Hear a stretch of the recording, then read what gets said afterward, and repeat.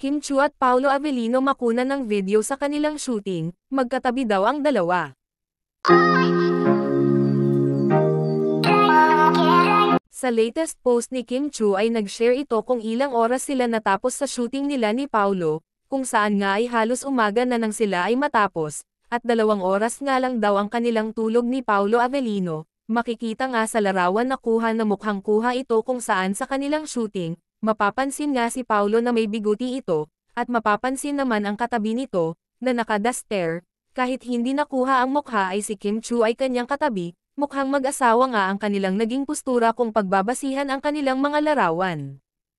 Makikita naman sa video na ito kung saan ay bago lamang itong ina-upload, kung saan ay nagpapahinga na ang mga staff pati si Kim Chu at Paolo Avellino, na makikita nga na magkatabi.